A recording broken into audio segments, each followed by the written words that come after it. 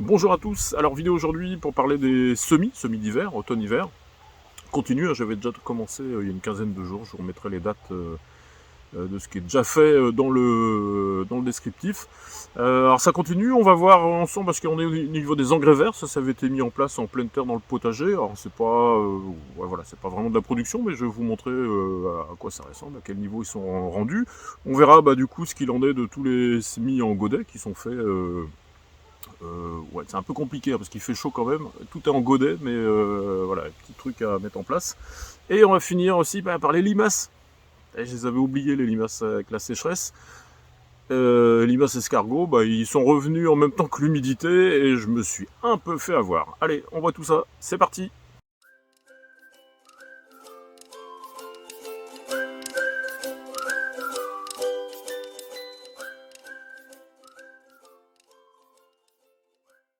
Bon, alors je voulais vous montrer un petit peu l'avancée des engrais verts. Ça a été semé, il y a un petit bout de temps déjà, j'avais semé ça. C'était avant que l'eau revienne. C'était tout sec. Et depuis, vous voyez, ça a bien poussé. Hein. C'est carrément intéressant parce que en l'espace de une semaine, 10 jours, là, tout a bien verdi. Plutôt content. On commence à avoir les deuxièmes feuilles en fait qui arrivent, quoi. Donc d'ici quelques temps, on va se retrouver avec tout le potager bien couvert. Ça va être top. Et là, du coup, de ce côté-là, on a la moutarde.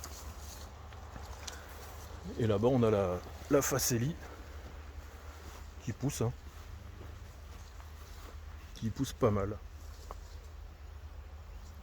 Alors, on continue dans la serre avec les semis. Je voulais vous montrer un petit truc. Moi, j'ai tout fait cette année sur plaque. Hein. J'ai pas de semis en extérieur. Si j'ai fait des navets, le niveau d'eau dans le sol est bien remonté, donc je pourrais faire quelques lignes. Hein, mais il y a des semis qui auraient dû être faits déjà début août, hein, que j'ai démarré en godet. Bon, du coup, je reste en godet. Alors l'intérêt des godets, c'est qu'on peut gérer l'humidité. Là-dessus, il n'y a pas de problème, hein, parce que ça ne demande pas des grosses quantités d'eau. C'est parfait au niveau de la ressource en eau, qui est un petit peu problématique.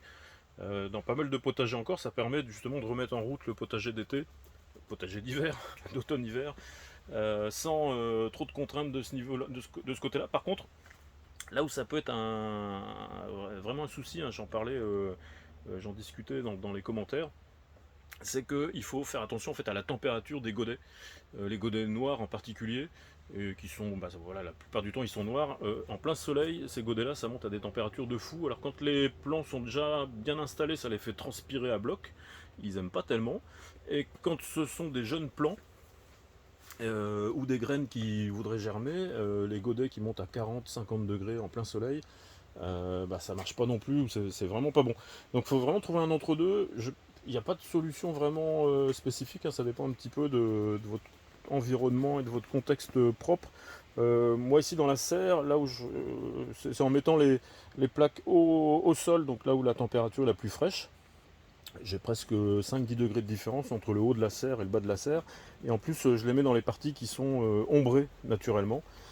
Ce qui fait qu'il y a de la chaleur, il y a quand même pas mal de lumière, mais il n'y a pas trop de. Voilà, il n'y a pas le rayonnement du soleil qui arrive en permanence. Il y en a un petit peu hein, qui arrive, mais qui n'arrive pas en permanence sur les bacs.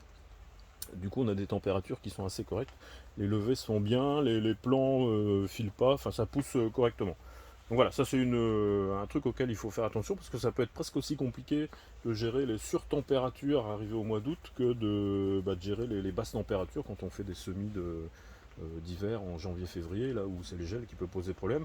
Et ben à l'inverse, hein, les températures trop chaudes, hein, c'est pareil. Hein, voilà, problème aussi avec ça. Alors j'ai refait pas mal d'autres semis, je vais pas tout vous détailler dans les godets. Alors il y a eu de beaux échecs. Avant de vous détailler ce que j'ai mis, on va parler des limaces, parce que les limaces, alors moi je suis dans un coin à limaces, hein, Bretagne, coin bien humide. Alors généralement des limaces on en a tout le temps, cette année avec la sécheresse, c'était super. Hein. Plus de limaces, presque plus de limaces, presque plus d'escargots. Voilà, à part les gros escargots qui se risquaient un peu à se balader, autrement presque plus rien. Les limaces tout enterrées. Voilà. J'avais un peu oublié. Et alors, par contre, les planches, les plaques par terre comme ça, même dans la serre où là pour le coup j'ai vraiment très peu de limaces, hein, parce que c'est pas un endroit favorable, y a des limaces qui viennent qui se baladent un petit peu dans la serre, il y en a vraiment très peu. Mais il suffit qu'il y en ait une qui trouve une plaque, Et ça vous donne ça, typiquement. Alors ça c'est une petite limace qui a tout grignoté, donc là il n'y a pas grand chose qui va ressortir. Bon, il m'en reste quand même encore assez, parce que j'avais fait pas mal de semis, donc ça je devrais m'en tirer. Mais ça, donc voilà, ça c'est des toutes petites limaces qui font pas mal de dégâts. Et autrement, vous avez des plaques de ce style-là où il reste plus rien, où il vous reste plus que des trognons comme ça. Tout a été rasé complètement. Alors là, c'est même ressorti un peu de terre, mais généralement, elle coupe tout au ras du sol. Ça, c'est des grosses limaces. C'est des grosses limaces jaunes. Là, j'en ai plein, jaune-orange. Je vous les remets je vous mets un truc en incrustation, mais elles ont toutes, voilà, elles sont toutes sorties du sol.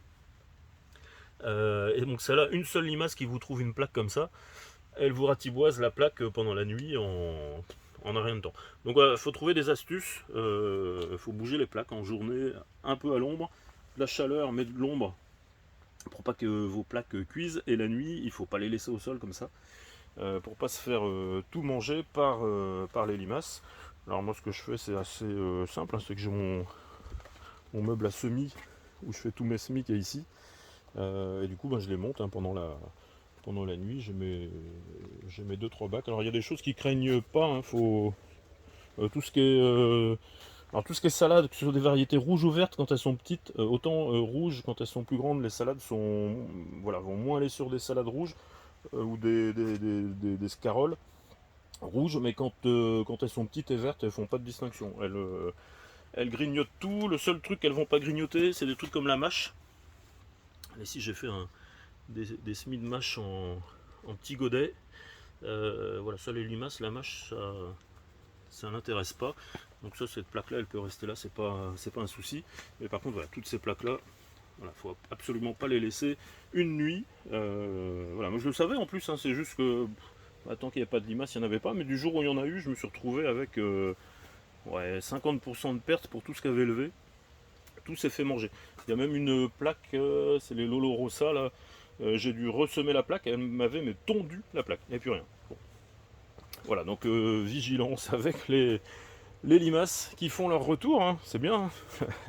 Bon côté de la sécheresse, c'est qu'on n'avait pas de limaces. Bon après moi ici je suis en règle générale je suis plutôt farci. Alors je pense que pour rester dans la limace, la sécheresse elle va avoir du bon, ça a dû pas mal réguler la population de limaces. Nous en fait on a des étés plutôt doux et des hivers doux. Donc l'hiver, les limaces elles passent l'hiver sans trop de problème. Et l'été, comme il fait doux et humide, elles continuent. Donc on a des limaces tout le temps. Bon là avec un été particulièrement sec, elles ont dû avoir un petit peu de mal à se reproduire. Donc il y en aura moins, faut espérer. Alors qu'est-ce que j'ai semé depuis ? J'ai semé des laitues romaines rouges. Ça c'est fait. La laitue de la merveille d'hiver, c'est un classique ça.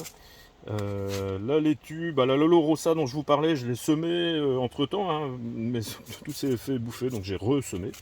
Et de la mâche, j'ai semé. Non, celle-ci, je n'ai pas encore semé. Non, c'est même pas celle-ci.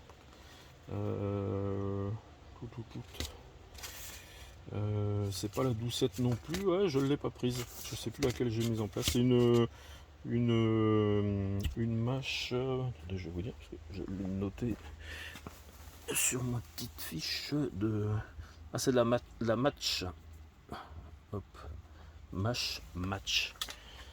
Voilà, c'était la fin du paquet, j'en avais plus et j'ai repris de la doucette qui est de la coquille de Louviers qui est un classique aussi. Faut que je fasse le semis, je ne l'ai pas fait. Donc voilà, ça c'est tout ce qui a été fait ces 15 derniers jours. Et là on va attaquer les oignons. Les oignons, nous on est gros mangeurs d'oignons. On fait des oignons l'été, mais du coup pas mal d'oignons que je lance là à partir du mois d'août, fin août. Et qu'on va pouvoir commencer à manger alors très très jeune en tout début d'année.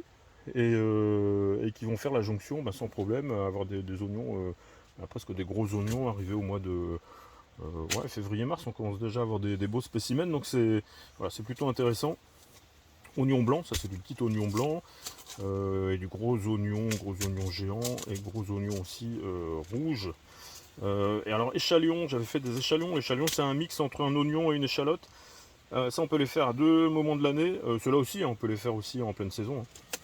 Alors ça j'avais essayé l'hiver dernier, j'avais vraiment pas eu de bons résultats. J'ai eu des bons résultats en semi-normaux de début de saison, que j'ai récolté là il n'y a pas très longtemps.